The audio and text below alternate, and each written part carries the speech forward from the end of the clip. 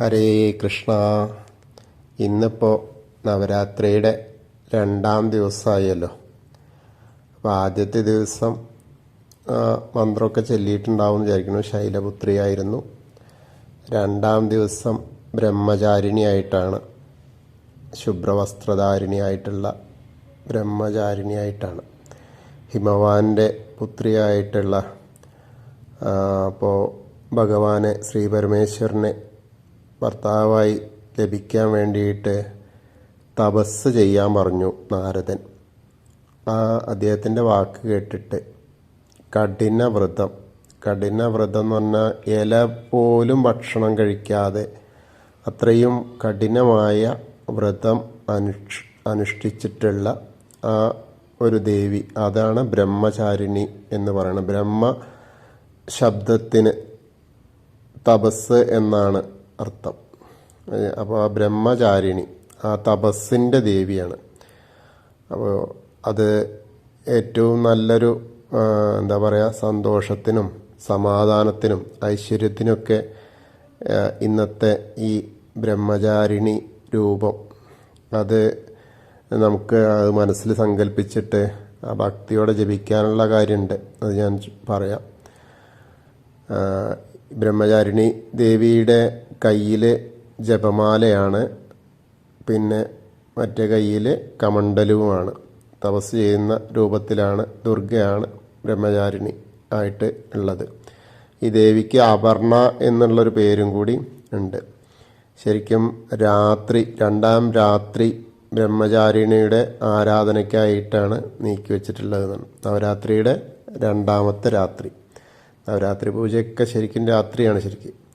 അപ്പോൾ ആ ഒരു അതിൻ്റെ 2ാം ദിനത്തിലാണ് ഈ ബ്രഹ്മചാരിണി ദേവിയുടെ അതുള്ളത്. അപ്പോൾ അത് ചൊല്ലേണ്ട ഒരു മന്ത്രമുണ്ട്, അത് ഞാൻ ഇതിൽ ചൊല്ലാം. ദധാനാകര പത്മാഭ്യാമക്ഷമാല കമണ്ഡലു ദേവി പ്രസീദതു മയി ബ്രഹ്മചാരിണ്യനുത്തമാ. ആ ഒരു മന്ത്രമാണ്. അതായത് ദധാനാകരപത്മാഭ്യാമക്ഷമാല കമണ്ഡലു ദേവി പ്രസീദതു മയി ബ്രഹ്മചാരിണ്യനുത്തമാ. ഈ മന്ത്രം ഭക്തിപൂർവം ബ്രഹ്മചാരിണി സ്വരൂപിയായ ദേവിയെ സങ്കല്പിച്ച് ജപിച്ചാൽ സർവ്വ ഐശ്വര്യങ്ങളും നമ്മൾ എന്തൊക്കെയാണോ ഉദ്ദേശിച്ച കാര്യങ്ങൾ സാധിക്കും, മനഃശാന്തി ലഭിക്കും എന്നൊക്കെയാണ് അതിൻ്റെ ഒരു കാര്യമായ ഇത്. അപ്പോൾ എല്ലാവരും ഇനിയിപ്പോൾ രാവിലെ പറ്റുമെങ്കിൽ രാവിലെ, അല്ലെങ്കിൽ വൈകിട്ടാണെങ്കിൽ വൈകിട്ട്, എന്തായാലും ഇപ്പോൾ നോണൊക്കെ ഒഴിവാക്കിയിട്ടുള്ള സമയമാണല്ലോ. അപ്പോൾ നമുക്ക് എപ്പോൾ വേണമെങ്കിലും ശുദ്ധിയായിട്ട് കുളിയൊക്കെ കഴിഞ്ഞ് നന്നായിട്ട് ദേവിയെ മനസ്സിൽ ധ്യാനിച്ചിട്ട് കാര്യസാധ്യം മിതം എന്നുള്ള ആ ഉദ്ദേശത്തിൽ നമുക്കത് ജപിക്കാം. അപ്പോൾ നവരാത്രി പൂജയുടെ 2ാം ദിവസമാണ് ഇന്ന്. അപ്പോൾ അതും ഇന്നിപ്പോൾ ഒക്ടോബർ 4-ാം തീയതി ആയല്ലോ. ഇനിയിപ്പോൾ 13-ാം തീയതി വരെ ഉണ്ടല്ലോ.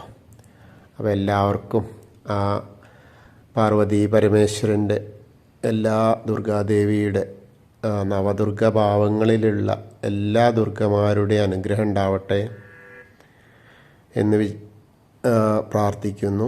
എല്ലാവർക്കും ആ ഒരു അനുഗ്രഹം ലഭിക്കുമാറാവട്ടെ. ഹരേ കൃഷ്ണ. അമ്മേ നാരായണ, ദേവി നാരായണ, ലക്ഷ്മി നാരായണ, ഭദ്രേ നാരായണ. സർവമംഗളമാംഗല്യേ ശിവേ സർവാർത്ഥസാധികേ ശരണ്യേ ത്രയംബകേ ഗൗരി നാരായണി നമോസ്തുതേ.